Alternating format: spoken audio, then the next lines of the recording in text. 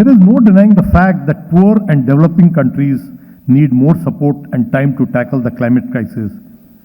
But unproductive debates amongst governments who emits more or less on per capita versus absolute emission is nothing but a loss-loss debate where only loser is mankind. Countries with high population and high population density will be impacted more than others as this crisis gets only deeper with growing population. No doubt the governments and the think tanks have a challenging fight, a conundrum of lives versus livelihoods, as we move to a low-carbon economy to fight against the climate crisis. Unfortunately, we do not have a magic wand, nor the luxury of time. Therefore, we need to wake up now. We need to act now. Act today. This summit has been brought on to discuss how we can act today. We always link energy summits to climate crisis. And just to tell you that world over 45% of the carbon emissions are because of energy. And also energy is the key driver to the economies of the world. So those are heavily interlinked. And therefore, any energy summit today you go, the energy summit will be renewable energy, biofuels, electric vehicles, and climate change. Well, we all have to find ways and means to control temperature rise through the control of carbon emission.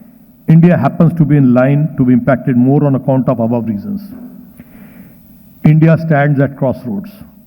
It faces two transitions, one unavoidable and one aspirational. The unavoidable transition is the demographic bulge of young population. This generation of young Indians will need employment and path to prosperity, and India's success in delivering livelihoods to this generation will determine whether it emerges from 21st century a middle-class nation.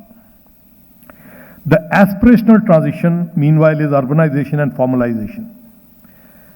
India choosing to transform the country into increasingly urban space with urban patterns of consumption and production spreading across country. Urbanization and formalization of the economy have also traditionally been achieved with the increase in carbon-intensive consumption, production, as seen in most developed economies over the last 10 decades. And all this consumption, production, and urbanization leads to much higher consumption of energy. Over 3/4 of India's 250 zero transition will need an ambitious multi-decade effort to transform each of these sectors through multi-pronged approach. PM Modi has given a direction to this by addressing different sections of economy and individuals. His vision of Panchamrit, which have already been defined by my colleague, and I will not go to them again, by President Arun Karna.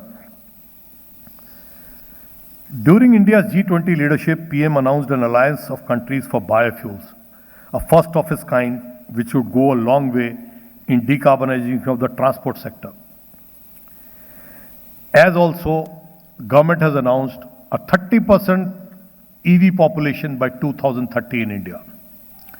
These are ambitious targets, considering that today we are at only 4% of EVs in the whole population. And biofuels are coming up in pace, but needs a lot to be done. The one missing link in doing everything is the financing and technology.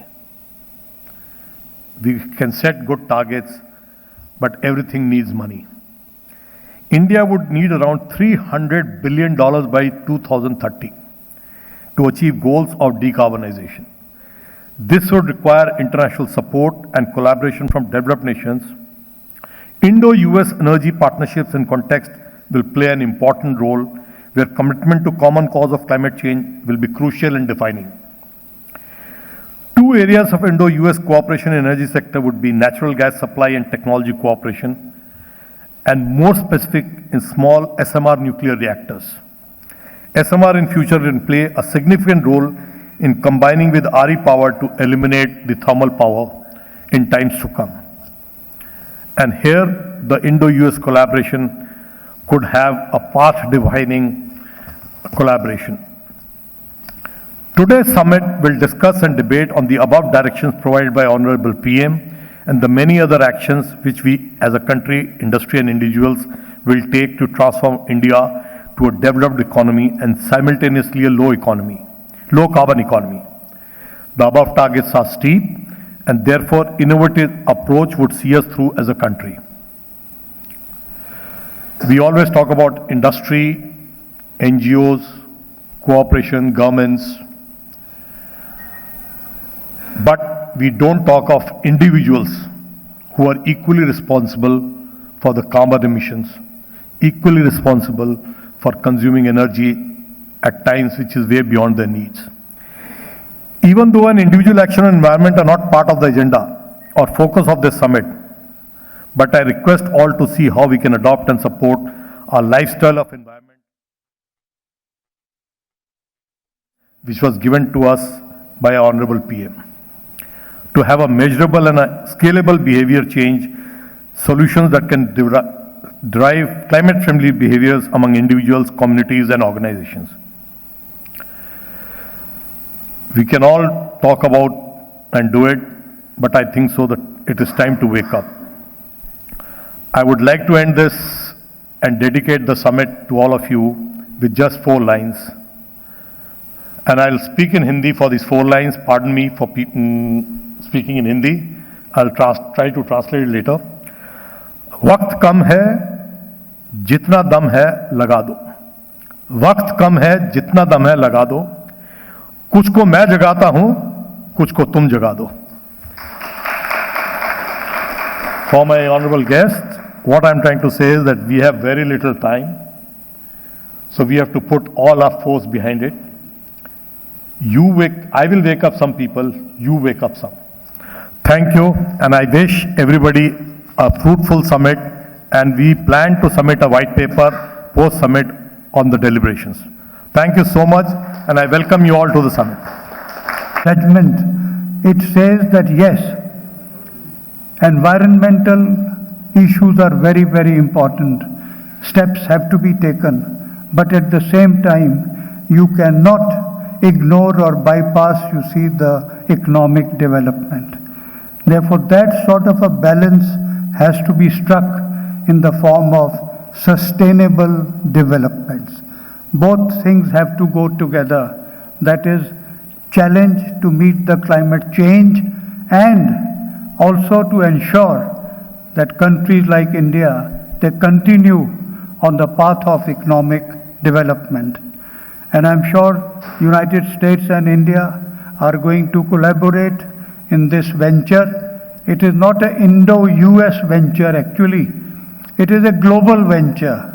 Global venture in the sense where the developed countries and the developing countries, emerging countries, they play a very significant role. I'm grateful to 𝗖𝗵𝗄𝗎 and the Secretariat, our regional president, Mr. Arun Karna, our regional director, 𝗙cie𝗹𝗹𝗵𝗶, and summit chair, Mr. Sunil Jain, for hosting this event in the august presence of Mr. Jonathan Hymer and Carrie Antle. Thank you very much. Thank you so very much, Dr. Bhasin. And like you mentioned, that today the requirement is for a global integration for us to come closer and work towards solution. Let me also share with you that Sir celebrates 61 glorious years in the legal industry in itself. And I think that calls for a round of applause. So thank you, sir, for always being our guiding light. Mr. Arun Karna said at the beginning of the day how we look up to every little segment, and I think you just are an example setter. So thank you for that. And now to give us a legal perspective in all of this, may I request all of you to please welcome Mr. Navneet Vibhav, partner, 𝗙𝗪 Associations. A round of applause as he joins us. Mr. Navneet Vibhav, partner, 𝗙𝗪 Associates, joining in.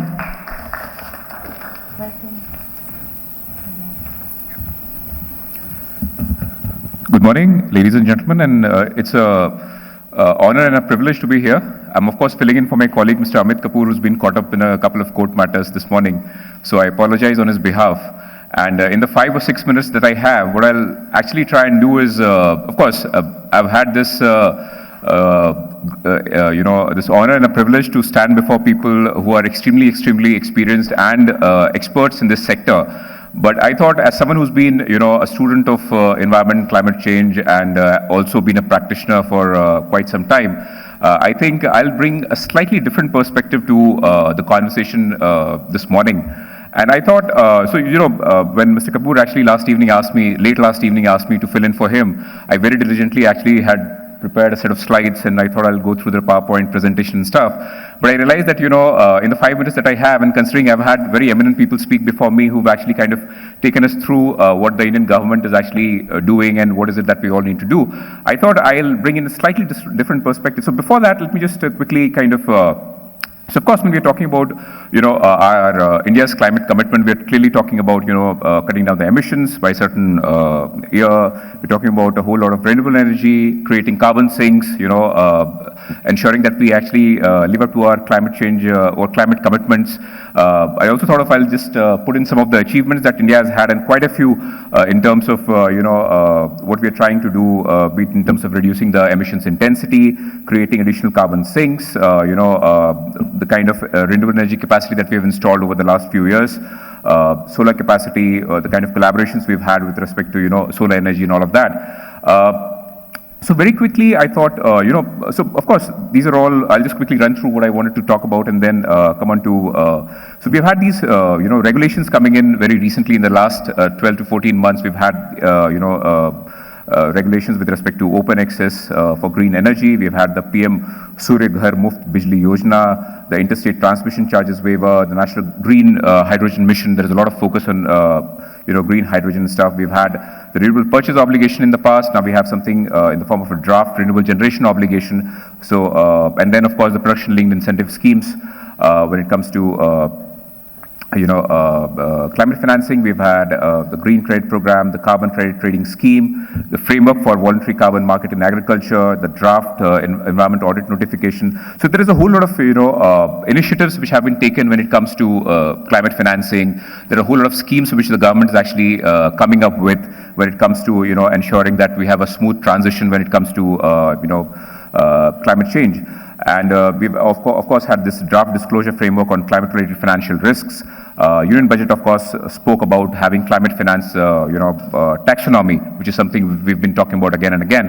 And also, because we've had the whole ESG related developments in the last, I would say, 2-3 years.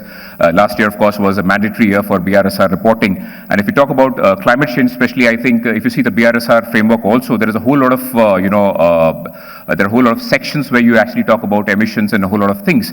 So clearly, we've had a very holistic approach when it comes to climate change adaptation mitigation in this country. Now, because I think some of the earlier speakers actually spoke about why it is kind of important that we kind of, bring in a whole lot of changes when it comes to our lifestyle and stuff. And I think as someone who's been practicing environmental law for, quite some time in India, and I think I always say this because I was a student of law, when I was a student of law in India back at my National Law School in Hyderabad, I would study about, technology transfer and climate financing. And then when I went as a student of law to Portland, Oregon, to study at Lewis and Clark to study climate change, I was still being taught in the classes we were having this discussion about, climate financing and, technology transfer. And today, when I've been a practitioner for almost like 2 decades now, we're still talking about, technology transfer and climate financing. So I at least find that a little also, disappointing, a little baffling. But the reality, of course, is that clearly we've done much more than what we were doing actually a couple of decades or maybe a decade earlier. So that's one thing. But I think one very good point which one of the earlier speakers pointed out was, that I think we keep blaming our government, we keep, blaming other countries in terms of like, clearly there was this $100 billion fund which was supposed to be created and we required financing and stuff like that. The government is supposed to be doing a whole lot of things. But what we fail to realize is that, as all of us, each of us, in whatever capacity, we do whatever we do as individuals, as, people running industries, I think there is a whole lot of, merit attached to the kind of steps that we are supposed to be taking. And as an environmental practitioner, I just wanted to also talk about that, so if you take up any sector, for example, so I practice across the Indian courts, be it the National Green Tribunal, the Supreme Court and all of that. And if you see the kind of issues which are there across sectors, you pick up any sector. For example, you pick up the automotive sector. We've had a whole lot of issues with respect to emissions, cement sector, chemicals, construction, energy, FMCG. So the idea clearly is that, the regulator at their level, they're actually trying to have these, the specific and general conditions for you to actually run your industry. But the question really is, of course, now it's become mandatory, so you have a whole lot of merit in kind of ensuring that you are compliant. The government has also become very, very cooperative, because we have had the recent 𝗙𝗵𝗶 amendment, the act which has come in. And one of the things we've done is actually we've done away with any kind of imprisonment. So the only way in which you could possibly go to jail for any environmental non-compliance is where you kind of, actually operate an industry without having a consent to operate. So we've clearly brought down the threshold. The idea is, of course, that, you become responsible and you kind of become more conscious about your environmental obligations, your climate obligations and all of that. But the question really is, have we as a jurisdiction, as individuals, matured? So I always say that, so all of us, this morning when I was coming and I thought, so I usually make it a point, I saw the program and I realized that one of the electric mobility companies is one of the sponsors for this event also. And then I realized that, in the Scandinavian SUV that I drive, which actually I drove for 25 kilometers, petrol guzzling big SUV that I drive to come to an event like this, it's actually very, very shameful on my part also. But then the reality, of course, is that, if we really have the infrastructure which will kind of bring me, and it took me, by the way, 1.5 hours this morning to reach here, because I stay in Noida. And so each of us, I think somewhere, and I always say this, that, of course, as a practitioner, I've not been using paper for like 14, 16 years, at least ensure that I use the iPads and the stuff. But all of us, irrespective of what we do, I think, we clearly need to, as the earlier speaker was saying, that we clearly need to kind of ensure that at an individual level, we take the necessary steps. And before I actually conclude, I just want to kind of bring some sense in terms of what the regulators are actually doing when it comes to environmental compliance and regulations, and which also leads to climate change. Because we've had these regulatory compliance requirements through your consent, through your environmental clearances and all of that. The question really is, to what extent are we actually trying to comply? Because we've had a whole lot of cases where say certain laxity is also kind of seen when it comes to the regulators, when it comes to the courts, because you kind of give these windows for post-facto compliance and stuff like that. So I think there is a whole lot of merit to being strict in terms of implementation, be it the pollution control boards, the ministry. We're talking about environmental disputes which are coming up, and one very good development that we've had in this country is, of course, the Supreme Court judgment, where we said that, you clearly have, as a citizen of this country, you have right against climate change. And I think that is a very, very positive development, because that is something which will actually lead to a lot of people coming to the courts and ensure that, we kind of become more conscious and ensure that we are doing everything to ensure there is climate change adaptation and mitigation in this country. Prosecutions, of course, have been there when it comes to environmental violations. We've had a whole lot of companies coming in kind of as lawyers. We kind of always check as to what is the extent of compliance, what is the kind of, because if you see the BRSR format also, when it comes to ESG, there are a whole lot of, mandatory reporting obligations, and then there are some leadership indicators. So now what is happening is there are a whole lot of investors, from outside India who actually look up these non-mandatory kind of obligations also, so-called leadership indicators. And I think that is where the companies have a huge opportunity to ensure that they set their house in order and do much more than what the regulator actually asks you to do through these specific and general, conditions which are imposed on you in the environmental consents and clearances and stuff like that. So of course, we have the checks and balances through these, authorizations, consents, and clearances. But I think there is much more that we need to do in India. So ESG audits, the ESG compliance is a great way, and I think right now, of course, it has been mandatory only for the top 1,000 companies by way of market capital. But I think there is a lot of awareness when it comes to ESG, and I think a lot of companies which are beyond these top 1,000 are also using the BRSR as the template, as the Bible, to kind of ensure that they set their house in order and prepare themselves for the future. So that is again something which is very, very positive, and which will clearly help us in our climate change adaptation mitigation. And so yeah, of course, I see that the host for the morning is kind of giving me an indication that I should stop. So I'll kind of stop at that. But I think the only thought which I thought I'll leave you with is So it's already time out. So thank you very much. And I think if we have any questions, I'll be very happy to take those. Thank you.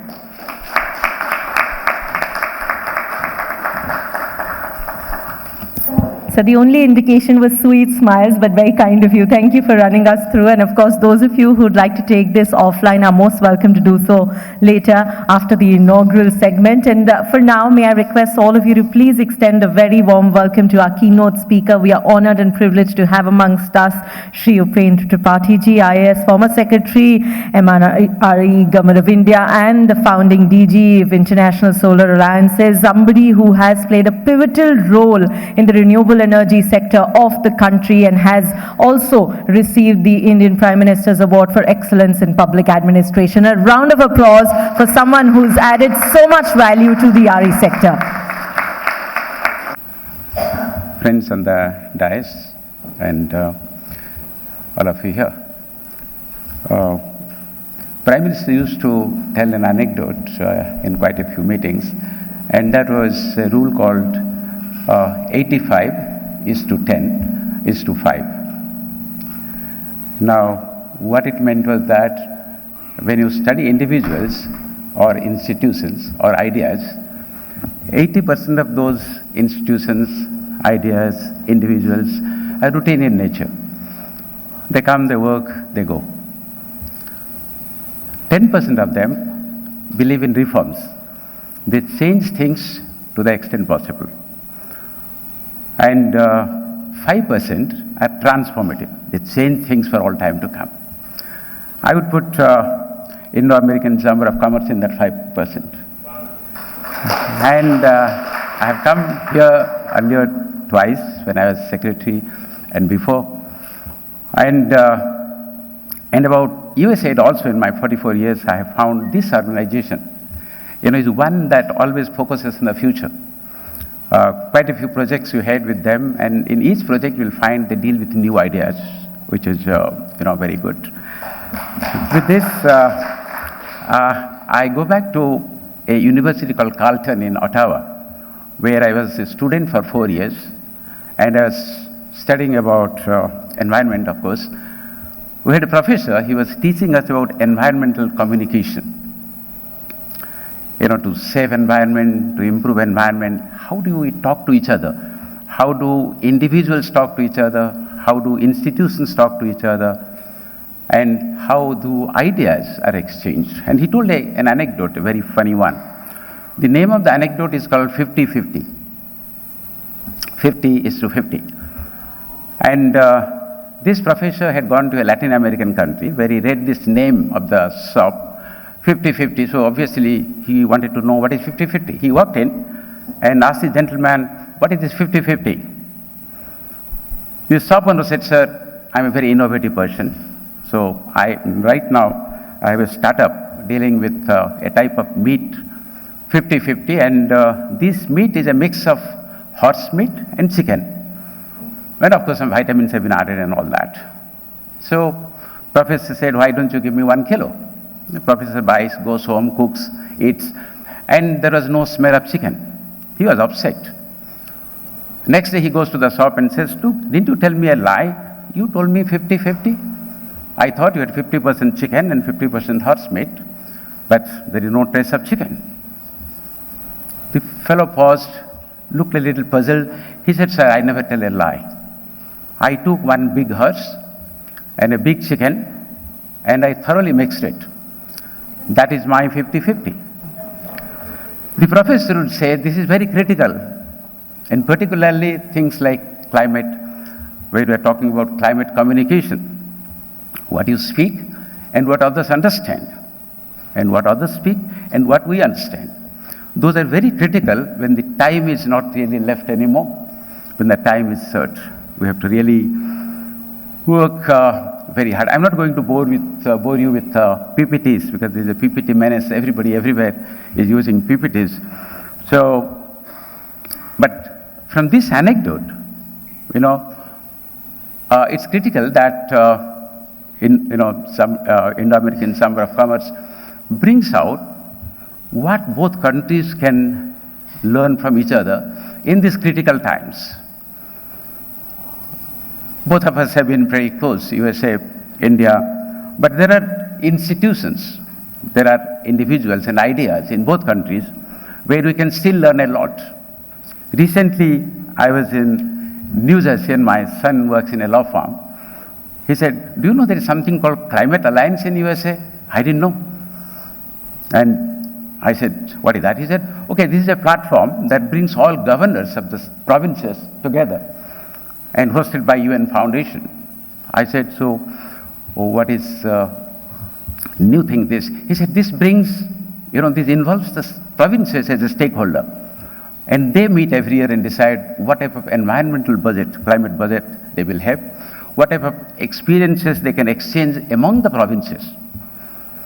Platform, as I told you, institutions, individuals, ideas become very critical at times of emergency, and that too, climate emergency.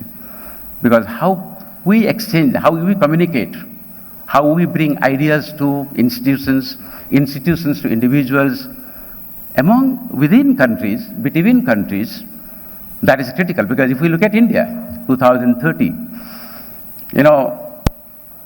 when you're talking about Indian economy, it is not only a single macro economy of 1.5 billion people. We are talking economies in the provinces. I come from Odisha, but I worked in Karnataka. But if you look at the provinces, the renewable energy index is not the same throughout. The achievements are not the same. So we need to talk more with the provinces, between the provinces. And my son told about some green banks in USA. Wonderful ideas, yes. And similarly, if you look at India, the LIFE, the program announced in Glasgow by the Prime Minister, has a lot of significance. Right now, I'm not talking about light pollution falling into the eyes, or the temperature, I think, is not well adapted for the room. But these things become very critical that we learn from each other. So in 2030, the India we are talking about, we are not going to talk about that the per capita coal consumption of an Indian is far less than what it was 200 years back, say in Europe or in America. The times have changed, and within this time, we have to actually set things right. And for setting things right, that is the picture I have put at the back. This is a 2016 picture, deliberately I have kept that. But if you look at that, it is no more, we are talking about energy, coal, hydro, renewables alone. We are not talking about 500 gigawatt of renewables or carbon intensity being, taken up to 50% or 65% in China, or whether to reduce carbon footprint in absolute terms, as EU does or USA does, or in percentage terms, like India does and China does. But we have to reach out to all these sectors. And, that is where mitigation and adaptation play an equal role. We have to not only talk about energy, and within energy, we are talking about industry, we are talking about transportation.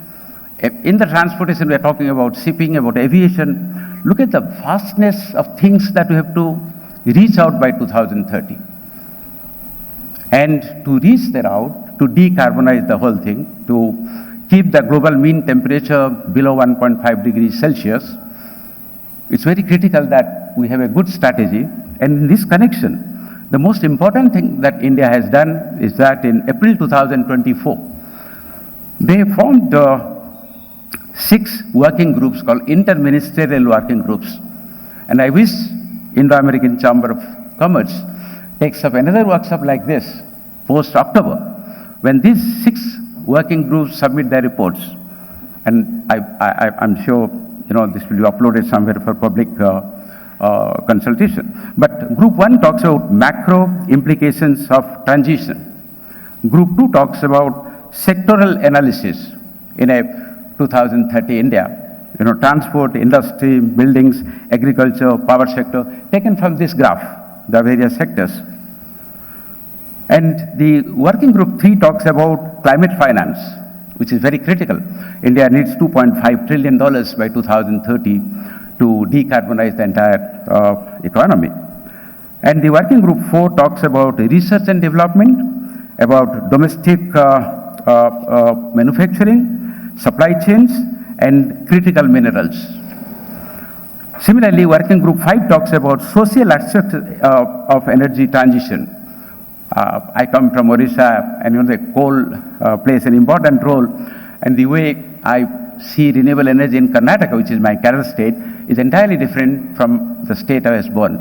It depends, your perception depends on what type of location you have.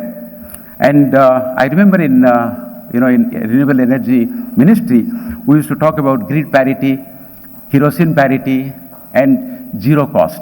That means the cost of solar first was supposed to touch grid parity, then it was supposed to touch kerosene parity, and then it was supposed to be near zero cost. I'm not going into all those details, but the working group 6 of NITI Aayog, which is dealing with decarbonization, will do a policy synthesis.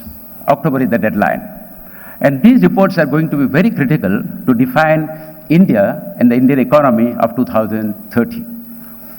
So, and when you say Indian economy, we are talking about the economy in the village, and we are talking about economy in the cities, and we are talking about the overall economy. I just spent 5 days in a small village, which is my village in Odisha. Yes, there is no bus stand, there is no railway station there. It was brilliant to spend 5 days. There was no AC. And then I was just talking to the villagers. Government have done bunding near the hills, because my village has hills 3 sides. I asked a villager, what is this bunding? The purpose of the government was that the rainwater, which goes off from the hills, should be obstructed, so the ground level water will come up. Oh, the person told me, no, it's a waste of money, because nobody has told him that how that water which is going to go off will be retained, and the ground level water table will go up. So that is where the climate communication comes up. But these people in my village, they play a very critical role as to how climate friendly things they can do, whether it is use of water, or management of soil, or management of forest. Very critical, role they play. They are the ones who look after the local forest.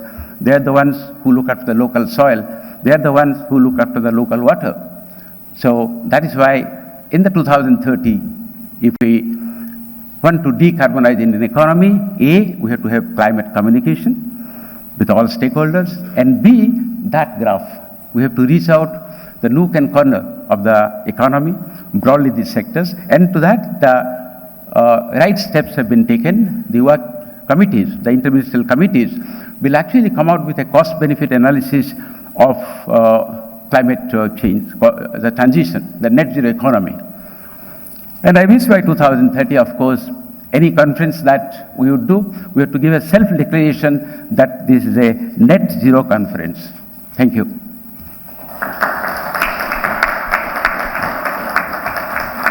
Thank you, sir, for joining us with the very passion that you have, and also for adding all that wit and suggestions. I'm sure we have a lot to learn from you. And we would like to take this moment forward and present to you our guest of honor, Ms. 𝗂𝗽𝗪, Deputy Director, Indo-Pacific Office, USAID, India.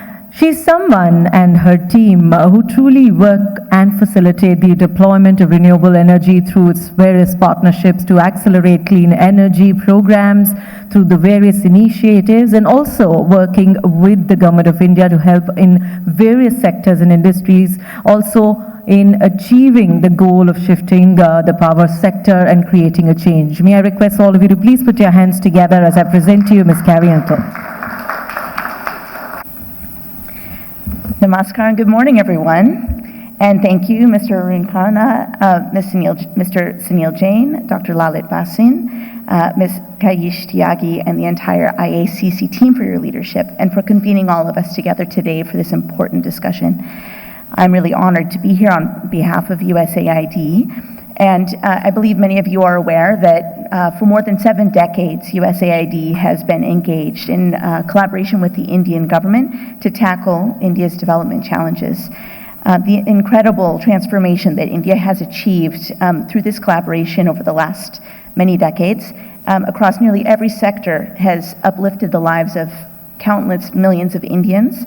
And that story is an inspiration really to me and to many millions of others around the world. I think many eyes are on India now, and many are looking here for ideas and support that can propel their own march toward prosperity, their own development story.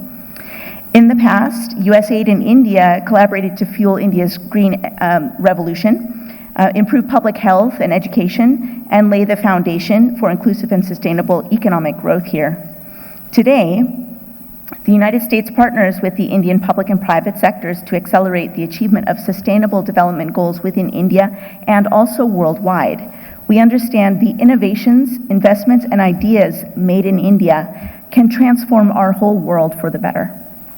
In talking about our development partnerships in India, it's worth highlighting that about a decade ago, USAID experienced a major paradigm shift. I think most of you know that the development sector, as we know it today, is something that emerged in the mid-20th century in the ashes of World War II as the US government assisted Europe to rebuild its war-torn infrastructure and economy.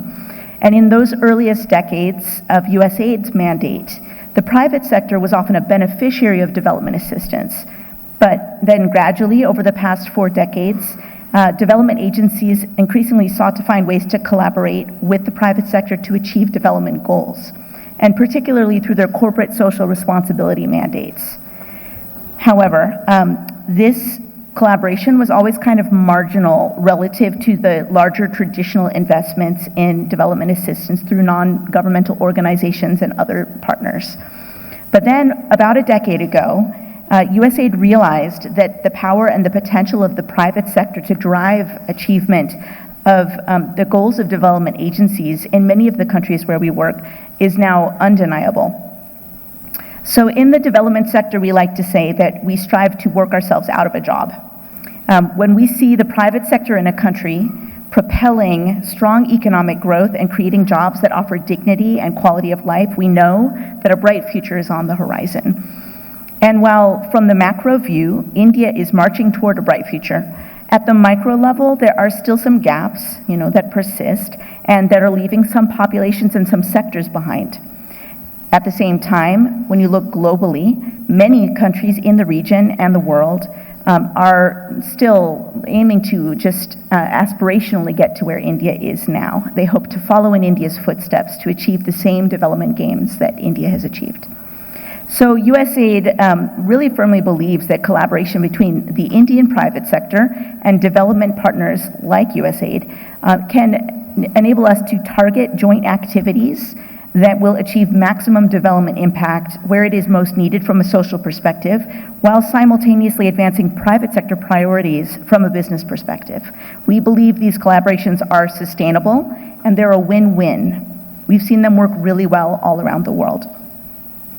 Given India's incredibly dynamic growth and economy and its leadership in innovation and diverse private and public stakeholders, USAID is already working with the government of India, civil society, and the Indian and US private sectors to test innovative development solutions that can be scaled both in India and globally, stimulating economic growth in India, the US, and beyond. Like in other sectors in India, over the decades, our development engagement in the energy sector has evolved from a donor-recipient relationship to one of equal partners. In the 60s, USAID funded the construction of hydropower projects, but now, in collaboration with the Ministry of Power and Ministry of New and Renewable Energy, USAID is supporting a range of initiatives that advance one of the government of India's top energy goals to develop the capacity to generate 500 gigawatts of non-fossil fuel energy annually by 2030. And today, we're supporting the government of India to transfer India's best practices and lessons learned in the clean and renewable energy sector to benefit third countries in Africa and Asia. Earlier this month, USAID supported an Indian delegation to travel to Tanzania to build their country's capacity to better integrate renewable energy into their grid system. USAID's primary mechanism for this energy programming is the South Asia Regional Energy Partnership, or SAREP, as we call it. Through SAREP, we've been accelerating the South Asia region's transition to renewable energy. That spans areas such as increasing the regional adoption of super efficient cooling, accelerating deployment of electric buses, and building the resilience of the power sector against climate change.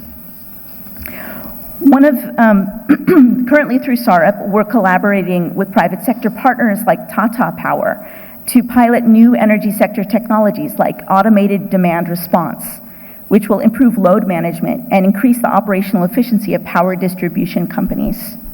USAID is also supporting Indian companies to access finance through innovative financing tools and strategic financial planning. For example, we supported NTPC, Reliance Energy Limited, to develop a financial strategy that will enable them to reach their 2030 net zero goals. We believe there is a huge opportunity for public-private partnerships in the energy sector in India, and we know that together we can leverage each other's comparative strengths to achieve more impactful and sustainable results and growth in this sector. And as I close, I'd like to thank IACC for convening today's meeting. USAID is always seeking to further expand our partnerships, and I hope that today this forum will yield new inspiration and opportunities for us to work together. Thank you so much.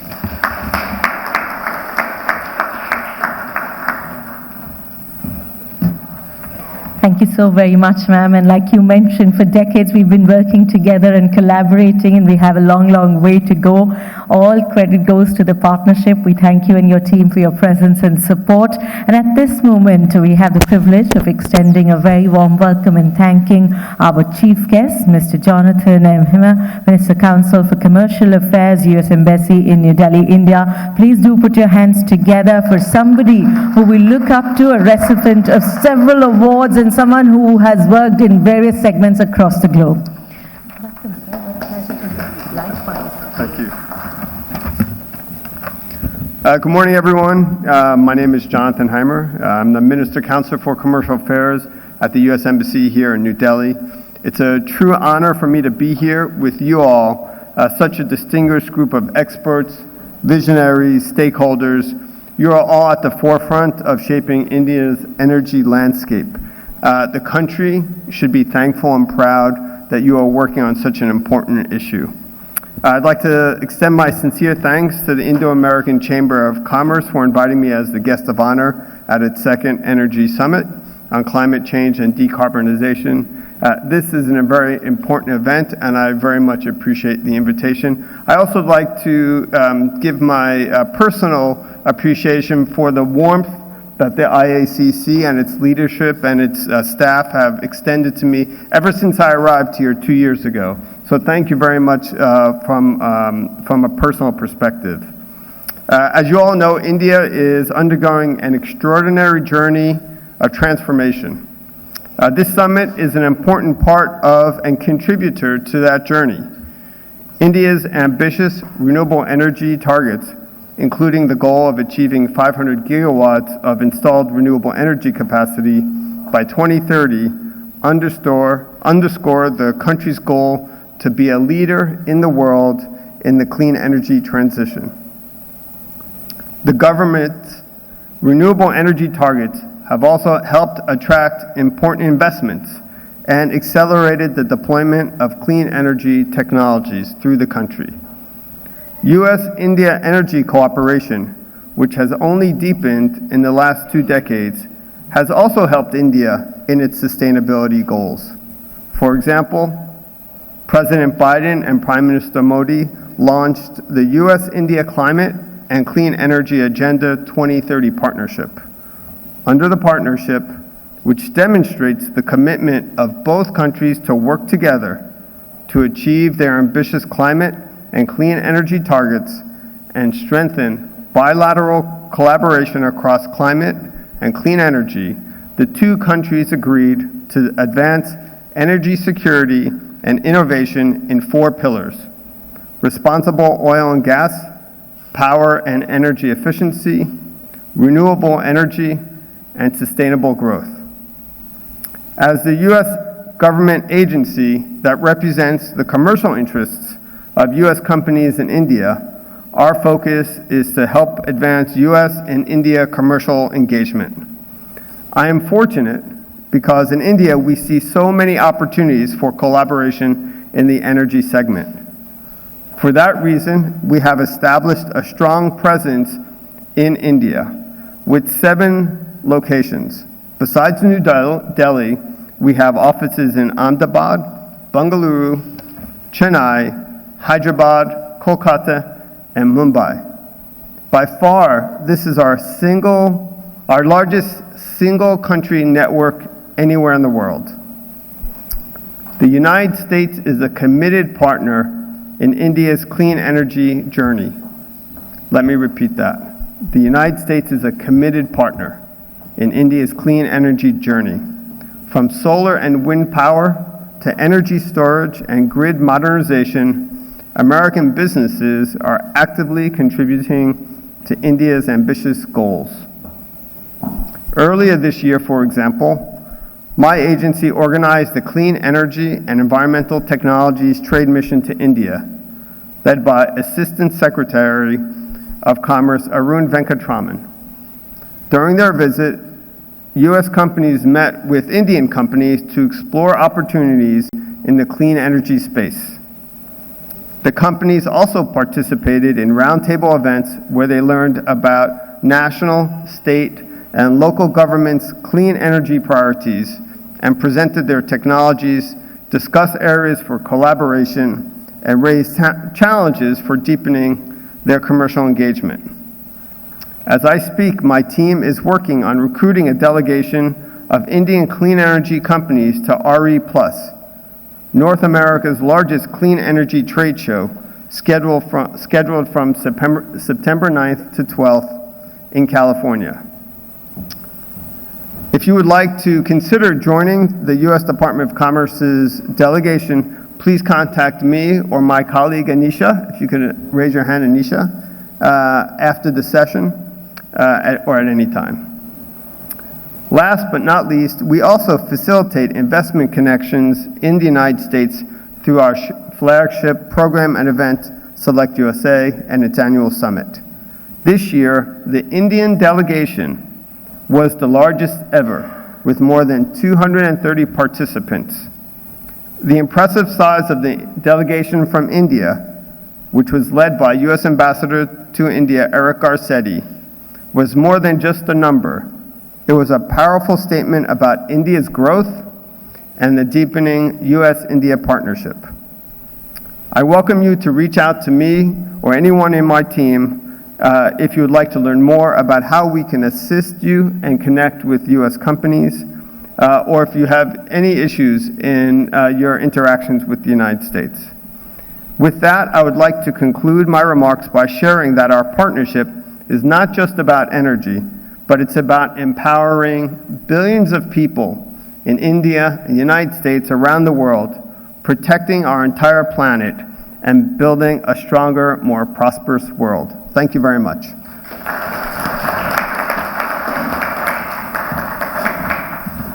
Thank you so very much, sir, for those words of encouragement, and thank you for extending your hand of partnership. Like you said, that any of you who would like to reach out and take this step forward, you're more than welcome to connect with the team. And like you said, that together, let us look forward to a safer planet and future. We'd like to thank you for your presence here. To now present to you the concluding address of the inaugural program before we kickstart with our various deliberations on panel discussions. May I please invite Mr. 𝗵𝗫 Singh, Executive Council Member, IICC and Chairman of UB State Coordination Committee. Let's hear a round of applause for him, please. Thank you, 𝗙cie.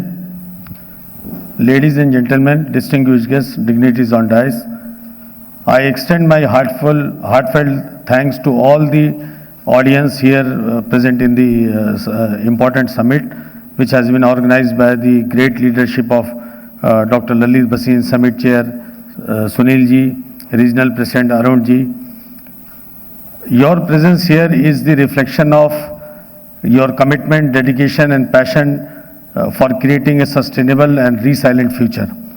I would like to take this opportunity to extend my thanks to and put a deepest appreciation to our chief guest, Mr. Jonathan, and guest of honor, Mrs. 𝗂𝗽, whose presence here serves as testament to unwavering support to Indo-American Chamber of Commerce.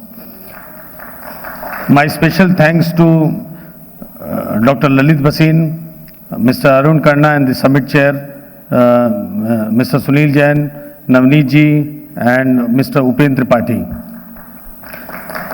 In the last, I would like to put a special thanks to the Secretariat, NIC Secretariat, Kashish, Neelu ji, Sonia ji, Tajinder, Jasmeer ji, and everyone. Thank you so much. Mr. Singh, together as we start by thanking our chief guest, Mr. Jonathan 𝗵𝗻, for being here, for sharing those words with us, and for truly believing in how we need to create a change in the world today. So we thank you, sir. Let's hear a round of applause.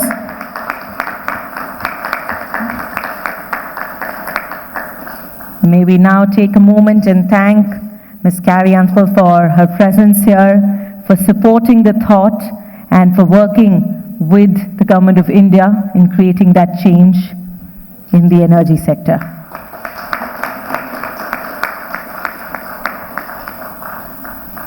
May we now take a moment and thank Shri Upendra Tripathi ji for the work that he has been doing and continues to do in the RE sector.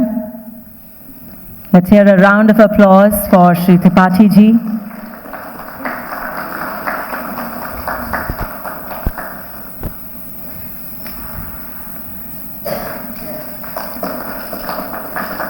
May I now request all of you to please put your hands together for Mr. Navneet Vibhav, who has been kind enough and joining us here with the presentation in spite of it being very, very last minute. And we'd like to thank him and Mr. Kapoor for the efforts that the entire team of 𝗖𝗵𝗲 Associates has been putting. Thank you so much. May I now request Dr. Lalit Bhasin, Mr. Arun Karna, and Mr. Mukesh Singh to please present our summit chair, Mr. Sunil Jain, with a plaque of appreciation and for thinking ahead and creating this momentous summit and the theme. Thank you. May I now request all our dignitaries to join us for a group photograph, as we'd like to capture and memorize this in our vision right here. So here's to Vision 2030. I'd like to request all our delegates to please continue being seated, because we'll be starting with our first panel discussion right away. So please do bear with us. Sir ये जो second energy summit हो रहा है, ये India और America के relation को किस तरीके से स्ट्रॉन्ग करेगा? देखिए, इंडिया और यूएस हमेशा नेचुरल पार्टनर्स रहे हैं। आप देखेंगे किसी भी टेक्नोलॉजी एरिया में और किसी भी ग्रोथ एरिया में इंडिया यूएस नेचुरल पार्टनर्स हैं। There is exchange of ideas, there is technology transfer, there is investment, and this is collaborative in nature. And I think as far as energy, which means green energy sources, renewable energy sources, this is a global focus nowadays. And India and US being two of the largest economies and two natural partners, there's a lot of scope for bilateral collaboration, investments, technology transfer, ideation, and support, which will benefit not only the two countries as such, but I would say the whole world. Sir ये जो summit है, इसका motive क्या है? किस तरीके से ये इंडिया की जो पॉपुलेशन है या अमेरिका की उनको बेनिफिट होगा? देखिए, जो हमारा सेकेंड एनर्जी समिट है आज न्यू दिल्ली में, ये बहुत ही इम्पोर्टेंट टॉपिक पे है, बिकॉज इसमें हम 2-3 चीज़ों पे फोकस कर रहे हैं। आपको पता होगा कि इंडियन गवर्नमेंट ने बहुत एम्बिशियस टारगेट्स रखे हैं कि as a nation we should become carbon neutral by 2070, but उसको स्टेजेस में डिवाइड किया गया कि हम कहाँ तक कैसे पहुँचेंगे. So for example there is a vision for 2030 watts of non-fossil energy production, and that will form about 50% of our overall energy mix. ये टारगेट भी है कि between 22 to 2030 we will decarbonize or will remove carbon emissions by 100 billion tons from 2022 to 2030. So 8 ambitious targets रखे गए हैं ताकि हम as a nation by 2030 carbon neutral हो जाए. और इसका असर आप देखेंगे इकोनॉमी के हर सेक्टर में है. There's a lot of work going on in the area of green hydrogen, for example, where India has the potential of being a world leader. Green derivatives पर बहुत काम चल रहा है. इलेक्ट्रिक व्हीकल्स पे बहुत काम चल रहा है, स्पेशली उनके चार्जिंग इंफ्रास्ट्रक्चर जो होना चाहिए उस पर काम चल रहा है। बट यही नहीं, आप ये देखेंगे कि थर्मल पावर प्रोडक्शन जिस पे इंडिया आते समय तक डिपेंडेंट रहेगा, उसमें ये किया जा रहा है कि किस तरह थर्मल प्लांट्स को हम लेस एमिटिंग और लेस पोल्यूटिंग बनाएं, उसमें कैसे हम क्लीन फ्यूल्स यूज़ करें और उनका एमिशंस कम करें, because thermal power is not going to go away any time soon. सो आप देखेंगे ये बहुत सारे इनिशिएटिव्स जो हैं एक साथ मिलकर इंश्योर करेंगे कि जो हमारे 2030 के टारगेट्स हैं पहले मीट हों, ऐसे आगे चलते चलते